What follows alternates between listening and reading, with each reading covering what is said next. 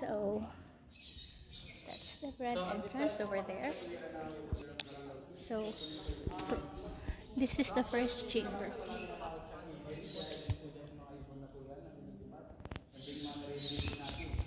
May mga ibon na yan, tinatawag sila ng mga sweet birds or yung mga Underground sa Palawan. yes po. So yung mga saliva or yung mga laway po ng mga baling sa sayaw po natin, yan po yung naging nest po nila. And then yun pong mga nest na yun sir, ginagawa po or pinaprocess yun ng mga Chinese, ginagawang soup. So yun yung nagiging nidus po. First na chamber po. Pero hindi, First chamber pa lang po ito. hindi yan yung bat, ha? Yung Actually hindi po siya bats. bat yung paniki. Yes po. So yung mga mammal natin dito, yun po yung mga bats po, mga insectivorous bats po. Kasi ginagawa yung soup ng Chinese. Yes po. Sunlight. Ganda.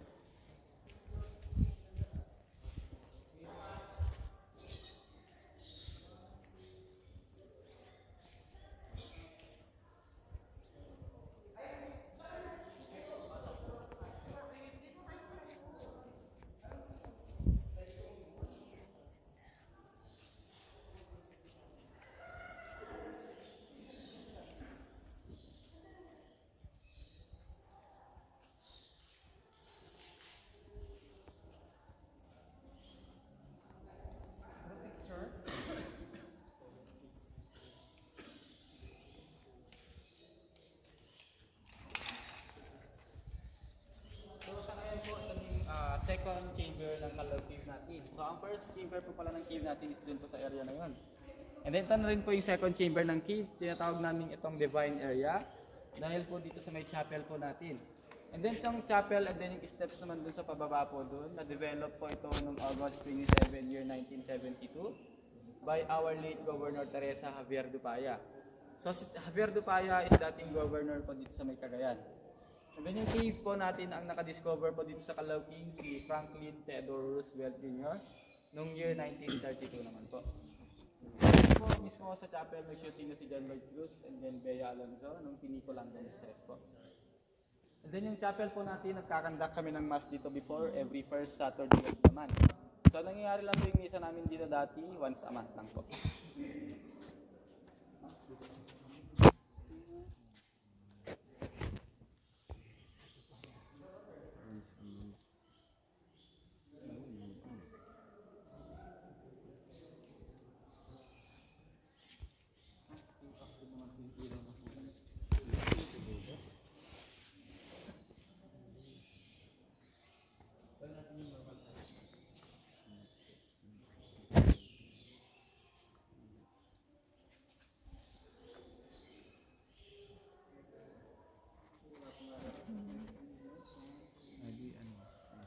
Ikaw po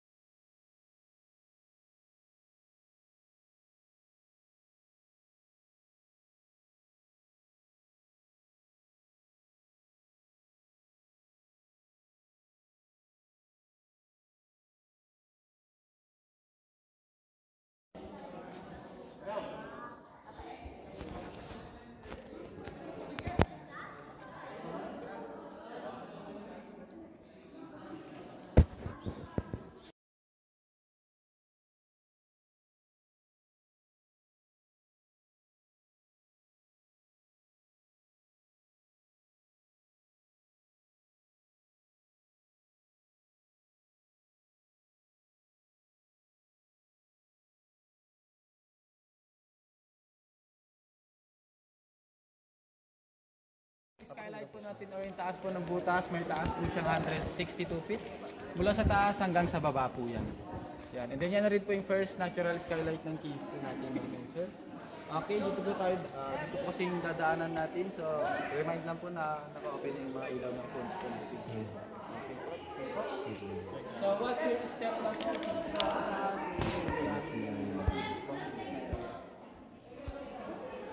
Pag may natulas naman po sa atin, huwag na lang po kayong sisigaw.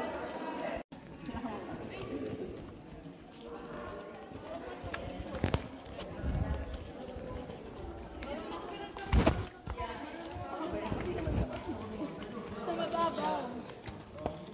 Hindi naman kasi siya pupunta sa malalim para matry niya. All of you here, so sir, yung picture po na nagamitin natin. So, lahat po tayo group picture, kada chamber. Isang picture na lang po. Yes, kaya rin po ito tinawag na dark kasi So kaya rin po ito tinawag na dark kasi wala siyang skylight or wala din siyang butas sa taas. And then kaya rin po ito tinawag na dark kasi mapapansin nating madilim po siya. And then yung mga bats po na naninirahan po dito is mga insectivorous bats. So yung mga insectivorous bats po natin kasi sila tinawag na insectivorous bats kasi only insects lang din po yung kinakain po nila. Again, all of you here, group picture. Mayroon pa po ng phone. Walang ano doon, Actually, traverse. ang cave kasi wala po siyang exit. Ay, nakikita niyo, dito muna tayo. Nakikita niyo pong mga matutulis na nasa taas. Yan po yung mga stalactites dito sa loob ng cave. And then yung dyan naman po sa mga baba po dyan sa likod po ninyo, yan po yung mga stalagmites po dito sa loob ng cave, katulad po nito. Nasa harap po natin. So stalactite means see from the ceiling, and then stalagmite means view from the ground. So ang stalactite natin nasa taas, ma'am, yung mga matutulis na yan. Then yung stalagmite yung nasa baba naman po. So once na nag-meet na yung limestone na po, yun ang tawag po doon is column or pillar. Once na nagkaduktong na rin sila. So ganito na rin po yung maging itsura po nila. Ayan. So ang tawag po dito is column or pillar na rin po. Kaso ang limestone natin na nasa taas, after 15 years din po kasi 0 to 10 and 0 to 15 centimeter lang din yung tubo po niya. Okay, display po tayo. So yung mga limestone po pala sa loob ng cave is napaka-sensitive, bawal din po silang hawakan. Kaysa dun sa And soul. then mostly bawal din po yung vandalism. Mas gusto ko yung ganitong food kaysa dun sa Sagada.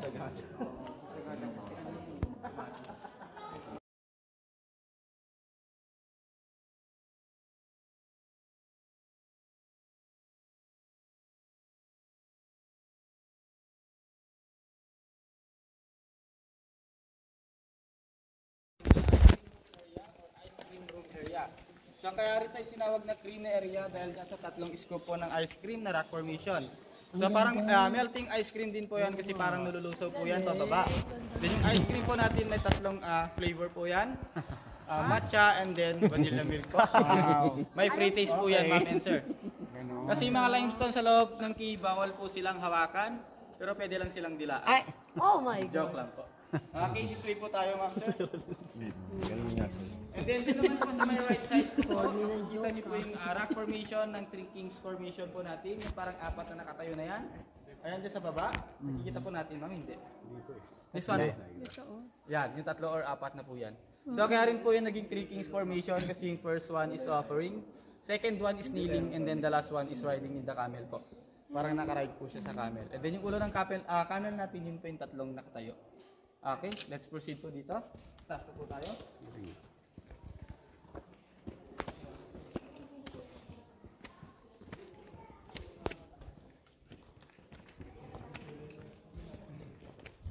Buti ka hindi nag-aambon. Kasi pag umambon, talagang gusto. Aba, ang landi. Wala ko masabi. Ando na sa tuktok ng talaga. Nalugi ka, mami. Hindi mo kami sayos, ha? Hindi ka sumusunod ng instruction, ha? Group picture only. Wait lang, hindi sige lang. Hindi, wala ako masabi, ha? Aray ko. Siyempre ba sulit? Ah, sulit ba? Sulit ba yung hindi ka na-discount ng 200 pesos? Hindi maganda yung ano mo, ah. Ah, grabe. Sabi ko, isa rin, no? Oo, di ba? Ganda. Uy, ako rin! Picturean kita dito mo. Si baby girl! Kuya!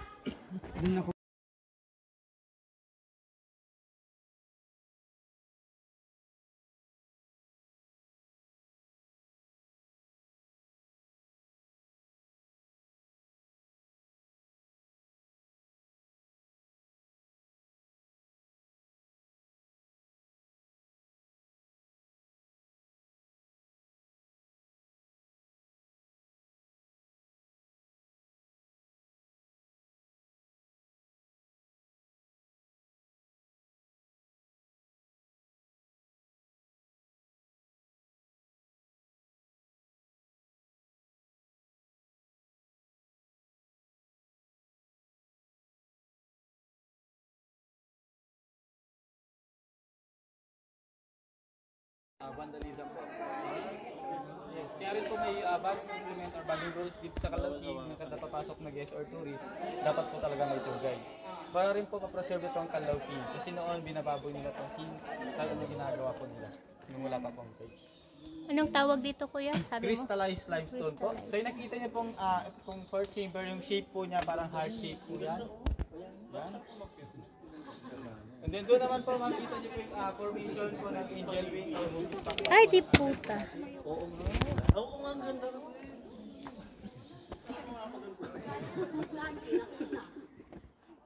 Okay, proceed po tayo dito, ma'am, sir. Okay, okay.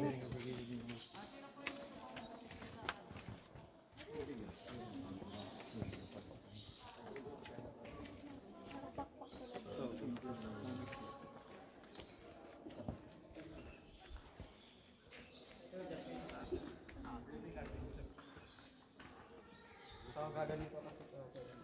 Ay, okay. Lahat na tayo? Isa-isa muna. After po, group picture po tayong lahat dito na magiging background yung heart shape po. Sige, bet ko yan. Kaya mo kaya yung isa-isa kaming 12 kami, tapos para may maisend ako sa kanila. Para may maisend ako sa kanila. O, pila-pila tayo. Okay na po.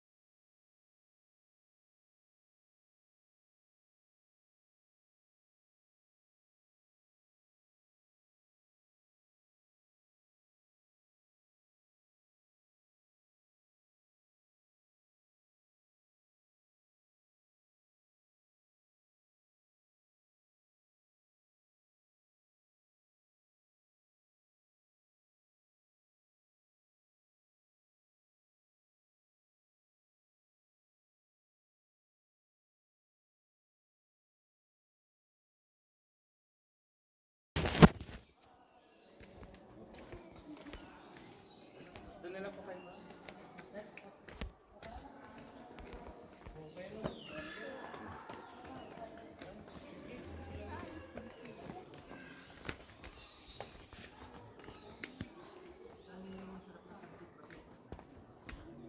Sa Peña Blanco siya, ano dyan? Celias eh. Sa Dodan. Ito na, fish na to.